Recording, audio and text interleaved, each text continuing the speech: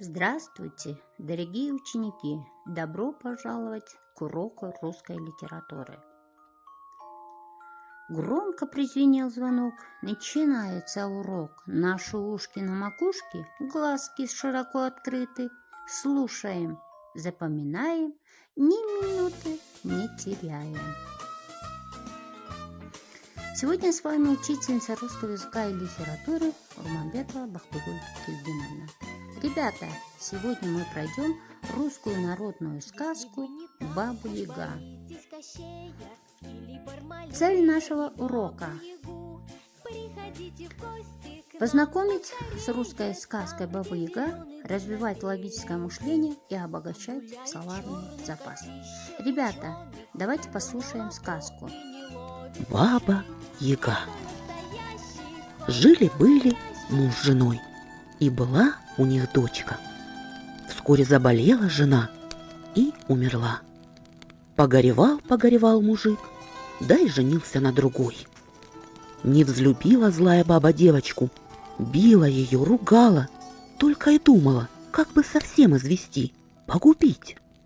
Вот раз уехал отец куда-то, а мачеха и говорит девочке: «Поди к моей сестре, твоей тетке, иголку да нитку попроси, тебе рубашку сшить».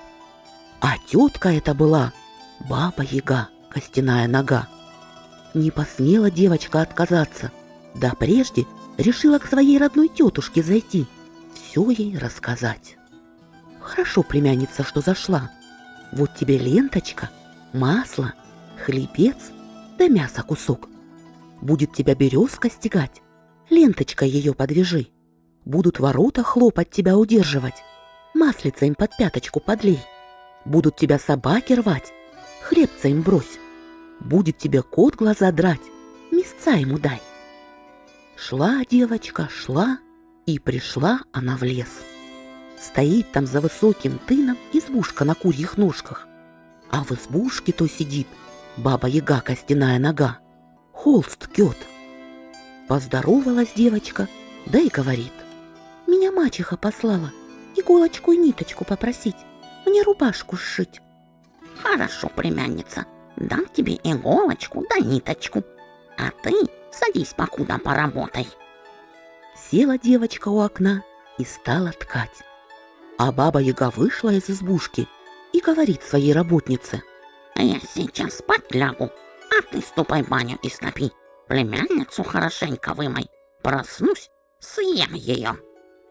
Услыхала девочка эти слова, сидит ни жива, ни мертва. «Родимая моя, — просит работницу, — ты не столько дрова в печи поджигай, сколько водой заливай, а воду решетом носи». И подала ей платочек. Увидела девочка кота, мясца дала. «Котик, братик, научи, как убежать отсюда. Возьми полотенце да гребешок и беги. Как услышишь за собой погоню, брось гребешок, вырастет лес дремучий. А опять услышишь погоню, полотенце брось, и разольется река широкая да глубокая». Взяла девочка полотенце и гребешок, да и побежала. Бросились на нее собаки, хотели ее рвать, кусать, а она им хлеба дала. Собаки ее и пропустили. Заскрипели ворота, девочкам маслица под пяточки подлила, они и не захлопнулись. Зашумела березка, хотела ей глаза выстегать. Девочка ее ленточкой перевязала, и березка ее пропустила. А кот тем временем сел у окна и принялся ткать. Не столько ткет, сколько путает. Проснулась Баба-Яга, спрашивает: «Ткешь ли, племянушка, ткешь ли, милая?» «Тку, тетушка, тку, милая».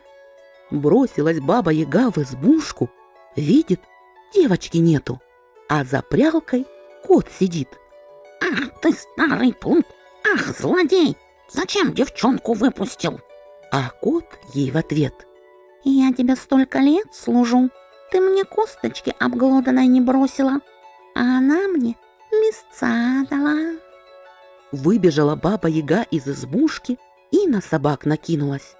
А чему девчонку не рвали, не кусали? Мы тебе столько лет служили, ты нам горелой корочки не бросила, а она нам хлебца дала. Подбежала Баба-Яга к воротам. А чему не скрипели, не хлопали? Девчонку со двора выпустили. Мы тебе столько лет служили, ты никогда и водицы под пяточки не подлила, а она маслица не пожалела. Подскочила Баба-Яга к березке. А чему девчонке глаза не выстигала? Я тебе столько лет служу, ты меня ниточкой не перевязала, а она ленточку подарила. Стала Баба-Яга работницу ругать. Что ж ты меня не разбудила? А чему девчонку выпустила? Я тебе столько лет служу, слова доброго не слыхала, а она мне платочек подарила, хорошо да ласково разговаривала. Покричала Баба-Яга, пошумела, потом села в ступу и в погоню помчалась. Пестом погоняет, помелом след заметает. Приложила девочка ухо к земле, слышит, земля дрожит, трясется, Баба-Яга гонится и уж совсем близко.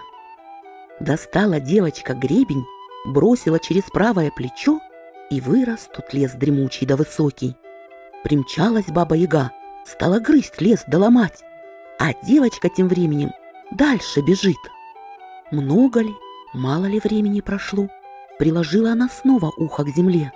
Слышит, земля дрожит, трясется, Баба-Яга гонится, и уж совсем близко. Взяла девочка полотенце, бросила через правое плечо, и в тот же миг разлилась река, широкая-приширокая, глубокая-приглубокая.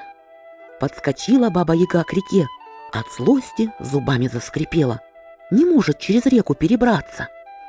Воротилась она домой, собрала быков и к реке погнала. Пейте, быки мои, всю реку до дна выпейте.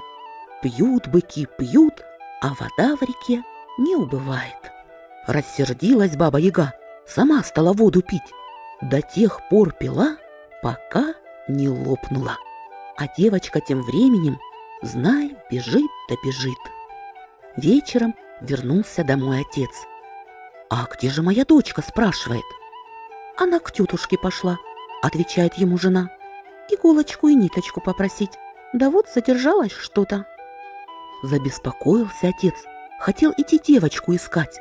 А тут она сама прибежала, про все ему и рассказала. Рассердился отец на бабу злую, выгнал ее помелом грязным из дому. И стал он жить вдвоем с дочкой.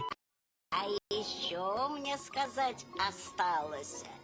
До свидания. Спасибо за внимание. Вот, тут и сказки.